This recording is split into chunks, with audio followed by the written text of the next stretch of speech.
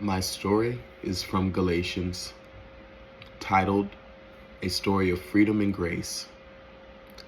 The evening sun stretched long shadows across the dusty ground, casting a golden glow over the teacher and his students. They had gathered beneath the old olive tree, just as they had many times before, seeking wisdom, truth, seeking something to hold on to in a world that often felt like shifting sand beneath their feet. The teacher, an elder with a voice rich as honey and deep as the rivers of old, sat with his back against the tree trunk, his eyes reflecting the fire of the spirit within him. He studied the faces before him, some young, eager with hunger, others worn and weary from years of striving. He took a deep breath, letting the silence speak before he did. Then with a voice both gentle and firm, he began, "Tell me, my children, do you truly understand what it means to live under the law? Or have you merely wrapped yourselves in chains and called it righteousness?" The question lingered in the air, thick with meaning. Some shifted uncomfortably, others leaned in closer. The teacher knew that many of them clung to the law, believing it was their path to God. They followed the rules, performed the rituals, upheld every decree, but still something was missing. Still they were not free. The teacher lifted his staff and traced 2 circles in the dust before him. Then he looked up, his voice carrying the weight of generations. "Let me tell you a story of 2 mothers, 2 sons, and 2 very different destinies." A hush fell over the crowd as he began. "Our father Abraham, yes, the father of our people, was given a promise by God, a promise that his descendants would be more numerous than the stars, that through him nations would be blessed. But there was one problem. He and his wife Sarah were old, and as the years passed, the promise seemed impossible." The teacher shook his head knowingly, as if feeling the weight of Abraham's doubt himself. So, Sarah, impatient and desperate, came up with a plan of her own. She told Abraham to take her servant Hagar and have a child through her. And so Hagar bore him the son Ishmael. But his son was not the child of promise. This was a child born of human effort, of impatience, of trying to force God's hand. The students listened, their eyes wide. They had heard the story before, but never with such depth. The teacher continued, his voice lowering.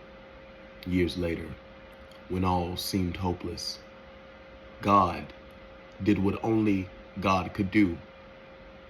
God opened Sarah's womb and then gave birth to a son, Isaac, the child of promise, a child not born from human effort, but from the miraculous grace of God."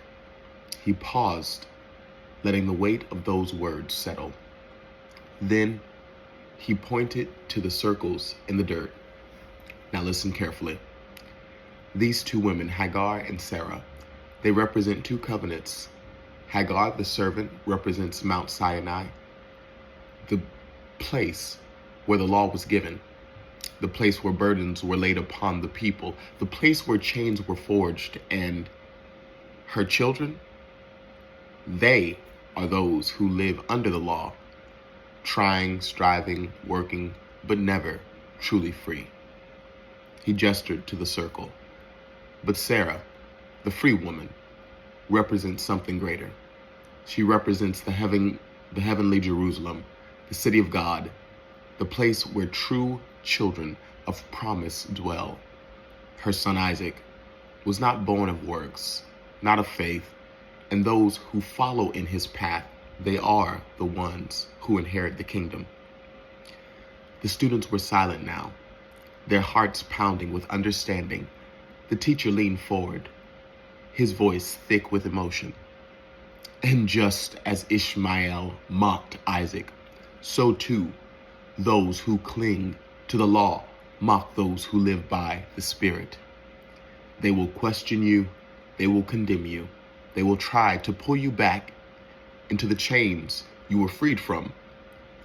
But what does the scripture say? He stood now, his voice rising like the wind. Cast out the servant woman and her son, for the son of the servant will not share in the inheritance of the son of the free woman. The words echoed in the evening air, heavy with authority. Then, with tenderness, he looked upon them, his voice softening.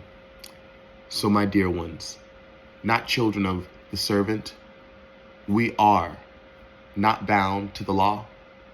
We are children of the free woman. We are heirs of grace. We are called to live by the Spirit, not by the flesh. The law, it can teach you, it can guide you, but it cannot save you. It cannot set you free. He took a step forward, meeting their gaze one by one. The door to freedom has been opened, but you must walk through it. Don't turn back to the chains that held you. Don't go back striving when you were made to rest in the promise. Don't try to earn what has already been given to you. His voice barely to a whisper. You were born to be free. A deep hush settled over the crowd. The students sat still, their hearts stirring with something more than knowledge. This was revelation. This was truth awakening within them.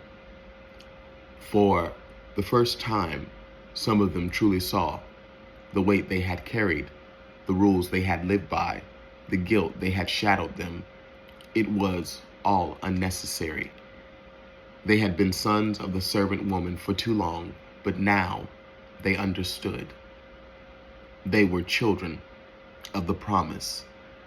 They were heirs to something greater. They were free. And as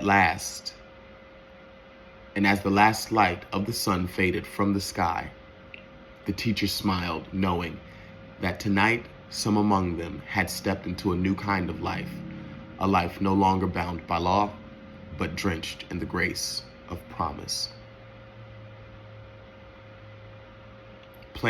Our Plan B discussion, I spoke of from the liberation theology perspective from Galatians 4:21 through 31.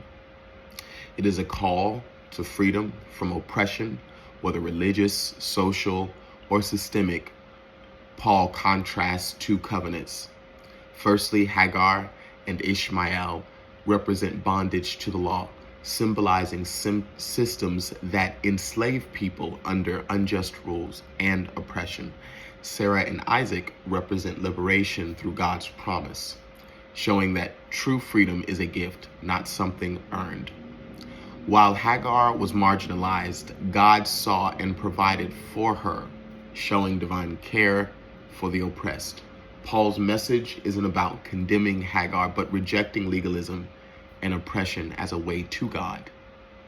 This passage challenges us to break free from systemic perspectives that enslave us, and rather let us embrace God's liberating grace, ensuring that justice and dignity are upheld for all.